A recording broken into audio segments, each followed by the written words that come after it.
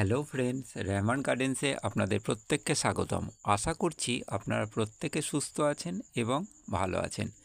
আপনাদের প্রত্যেকের সুস্থতা কামনা করে আজকে একটা নতুন ভিডিও শেয়ার করতে চলেছি। ভিডিওতে আপনারা দেখতে পাচ্ছেন যে একটা ছোট্ট ড্রাগনের কাটিং থেকে কিভাবে তার শাখা প্রশাখা বার হচ্ছে। কাটিংটা দেখুন, আমি যখন বসিয়েছিলাম তখন কিন্তু বড় ছিল, কিন্তু কাটিংটা বর্ষাকালের জন্য পচে যাওয়ার ফলে আমি মাথাটা কেটে বাদ দিয়ে ছোট্ট অংশ আবার বসিয়েছি নতুন করে। তার পাশ থেকেই একটা শাখা বার হচ্ছে। তাহলে এর থেকে কি প্রমাণিত হলো যে ড্রাগন গাছ যত ছোট কাটিংই বসানো হোক না কেন, সেটা থেকে চারা উৎপন্ন করা সম্ভব। আপনাদের বাড়িতে যদি ড্রাগন গাছ থেকে থাকে তাহলে কিন্তু আপনারা খুব সহজেই এটা করতে পারবেন। দেখতে পাচ্ছেন যে মাটিটা দেওয়া হয়েছে, মাটিটার নিচে কত শিকড় বেরিয়ে গেছে।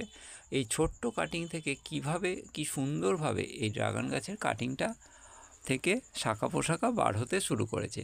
খুব সহজেই আপনারা যদি খেয়াল করেন, এই কাটিংটা কিন্তু খুব সহজেই বেড়ে যাবে।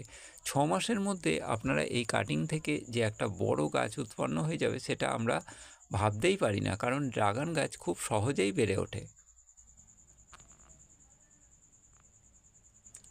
তাই আপনারা খুব সহজে যদি নিজেদের বাড়িতে ড্রাগন গাছের কাটিং লাগিয়ে থাকেন বা টবে কাটিং লাগাতে চান, তাহলে কিন্তু এই পদ্ধতি অবলম্বন করতে পারেন।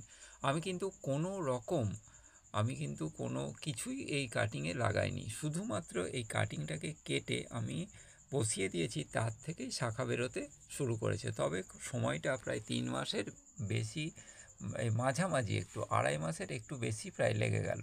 কারণ এর আগে বিশাল বৃষ্টি হয়েছে, আপনারা খুব ভালোভাবেই জানেন। এই বছরে এত বৃষ্টি হয়েছে, আর বৃষ্টির কারণে কাটিং থেকে শাখা বার হতে এত টাইম লাগলো। ভিডিওটা যদি আপনাদের ভালো লেগে থাকে তাহলে অবশ্যই সাবস্ক্রাইব করবেন। প্রত্যেকে সুস্থ থাকবেন, ভালো থাকবেন। ভিডিওটা সম্পূর্ণ দেখার জন্য ধন্যবাদ।